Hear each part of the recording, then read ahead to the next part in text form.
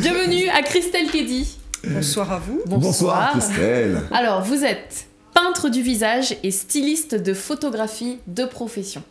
Oui. Alors, peintre du visage, c'est un métier assez peu commun. C'est un métier à risque. C'est le body painting, c'est quoi? Dites-nous tout. C'est exactement cela, c'est un métier à risque. Parce que en fait, notre métier consiste à rendre beaux les gens, mais en fonction de critères de beauté donc établis dans certaines cultures ou dans un certain environnement social. Et c'est quoi ces critères de beauté établis? Alors, l'origine du maquillage, donc de la peinture du visage, vient de l'Égypte antique. Donc, effectivement, leur technique de maquillage consistait à mettre en avant donc, la beauté des yeux, avec l'usage du col, aussi bien pour les hommes, les femmes que les enfants, puisque ça avait des vertus spirituelles. Donc, c'était un peu l'ancêtre du juju, hein, puisque maintenant les gens se promènent avec des amulettes. À l'époque, ils se les maquillaient, comme ça on ne les perdait pas. C'était aussi une reconnaissance sociale, hein, et c'était aussi un système d'identification. Donc les femmes pouvaient mettre des couleurs du bleu, du vert, du noir. Selon leur statut, leur rang.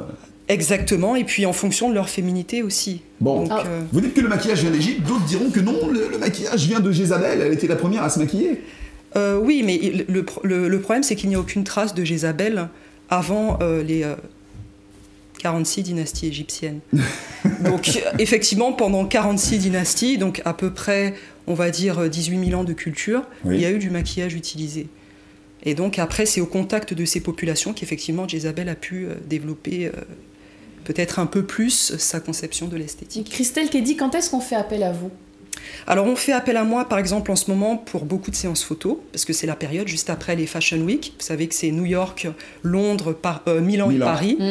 Donc après ça, ce qui se passe, c'est que vous avez les press days. Donc c'est le moment où vous rencontrez les relations presse, c'est-à-dire tous les représentants des créateurs d'accessoires, de bijoux, de vêtements.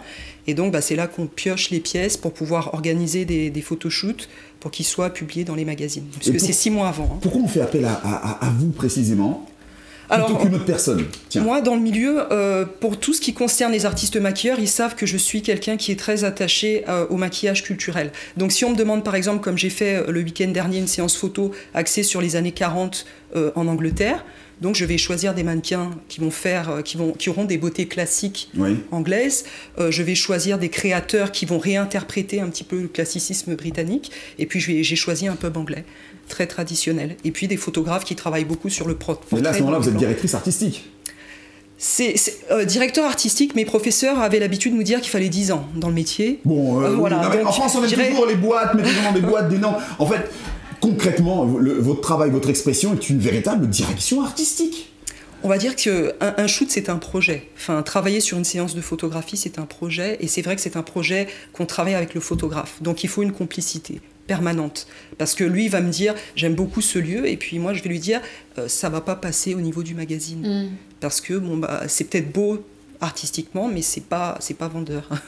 Donc on fait appel à vous pour des ambiances, des photos d'époque, précisément.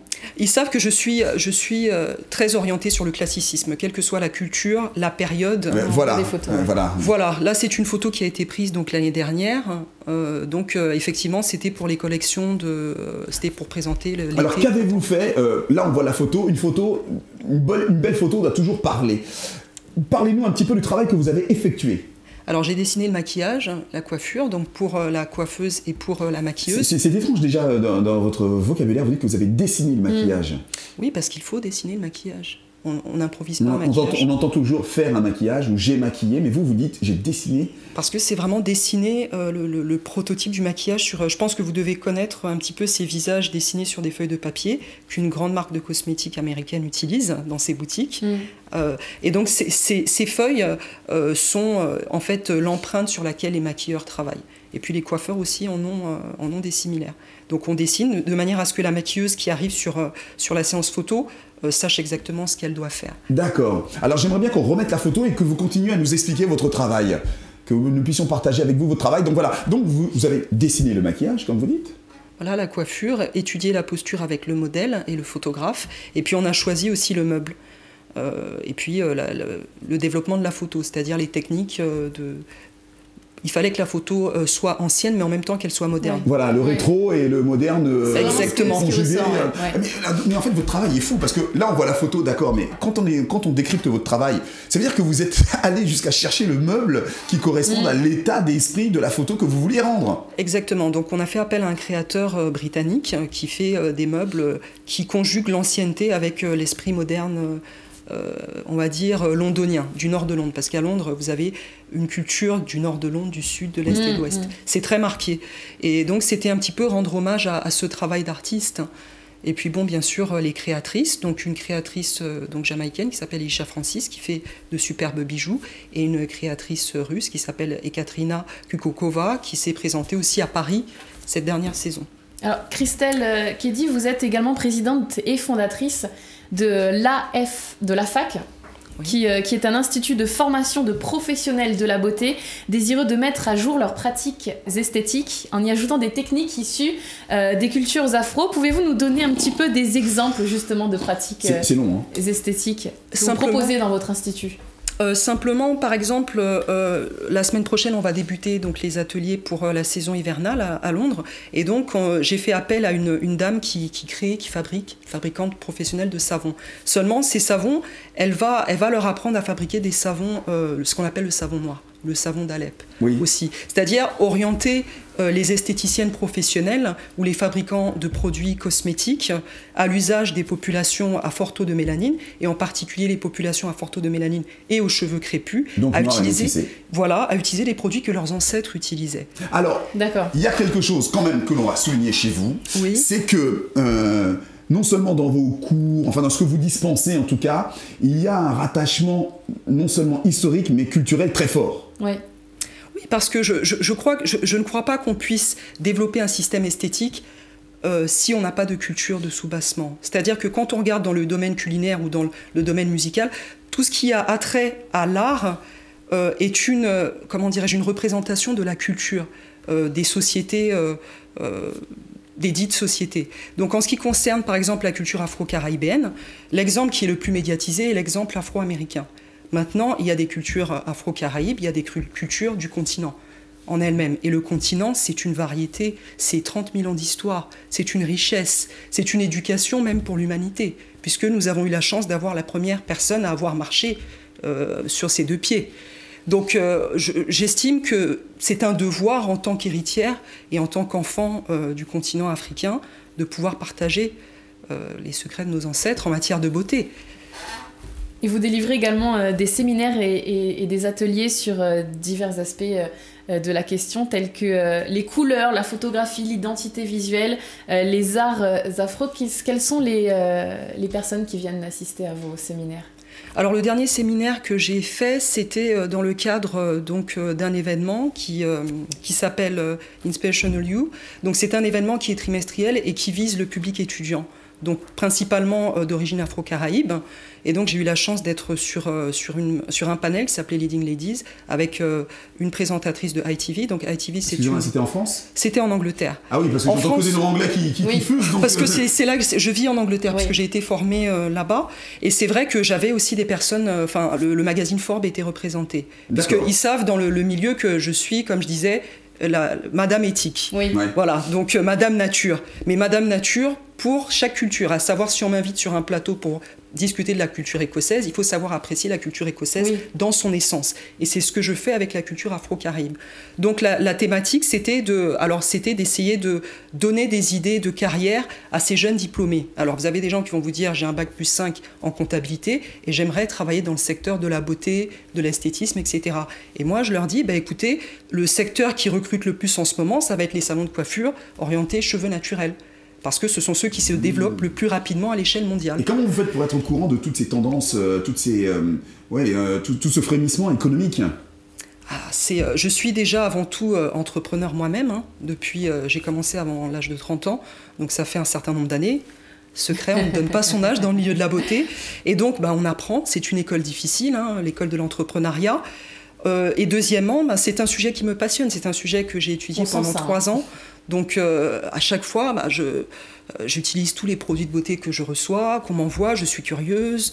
Et puis je lis énormément l'actualité, aussi bien économique que purement culturelle, ou artistique. Il faut se tenir informé. Vous avez dit quelque chose de très intéressant, et ce serait bien qu'on en discute juste avant qu'on termine l'émission. Vous recevez des produits cosmétiques pour les peaux afro.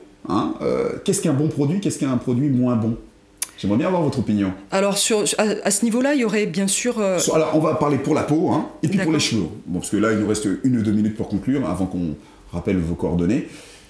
Pour toutes les dames qui nous suivent, et toutes les mamans qui ont des filles et qui leur donnent des... Vous savez, qui leur inoculent des notions qui ne sont peut-être pas correctes. On va dire que j'ai un parti pris, mais c'est pas grave. Enfin, si maintenant je me positionne en ce qui concerne la culture afro-caraïbe, traditionnellement, les produits qu'on appliquait sur la peau devaient pouvoir être consommés, excusez-moi, de manière buccale. D'accord. Donc si on ne pouvait pas les avaler... Donc les manger, en fait, je traduis. Voilà, exactement.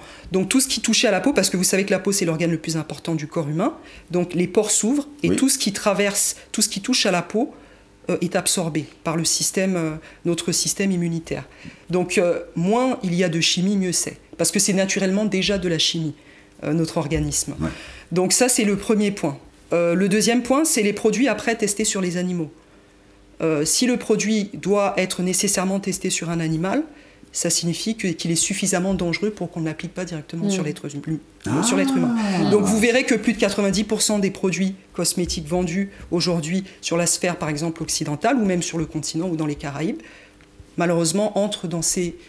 On ne peut pas les avaler. C'est bien ce que vous dites, ça veut dire qu'on peut presque rien acheter, alors on peut rien je ne dirais pas ça, c'est un point de vue éthique. Maintenant, le point de vue commercial, c'est qu'effectivement, on va me dire je vais recevoir un produit, et ça va être, par exemple, comme ça s'est passé il y a quelques semaines, c'était plus des vêtements, et ils savent pourtant que je suis orientée éthique. Voilà notre sélection de vêtements pour septembre. Est-ce que vous pouvez nous écrire les meilleures robes que vous pensez, que vous verrez porter en décembre?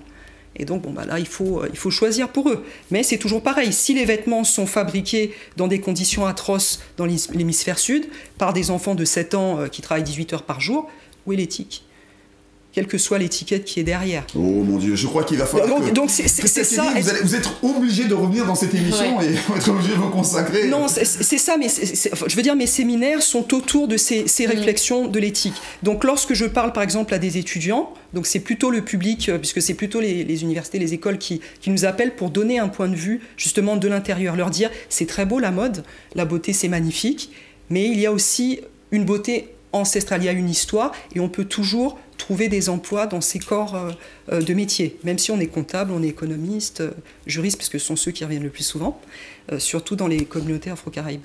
On a tendance à se former un peu plus dans la comptabilité, le droit et puis l'ingénierie. Merci beaucoup, Christelle. Christelle, qui dit votre site internet, c'est le www.kdstylist.com, en français styliste, mais sans le E en fait, donc kdstylist.com. Voilà. Absolument. Et c'est en français à 30% et puis en anglais. Mais bon, mes articles sont très courts sur mon site. Et votre prochaine actualité, la plus brûlante? C'est commencer les ateliers donc, à Londres la semaine prochaine. Et puis donc on reviendra probablement donc, pendant l'hiver. On viendra en fin d'hiver faire un passage à Paris. Oui, faire quelques séminaires et puis quelques débats. Eh bien, vous reviendrez, ce sera l'occasion d'en discuter. Et vous êtes la bienvenue. Et de l'annoncer. Merci beaucoup, Christelle Kedi. Merci.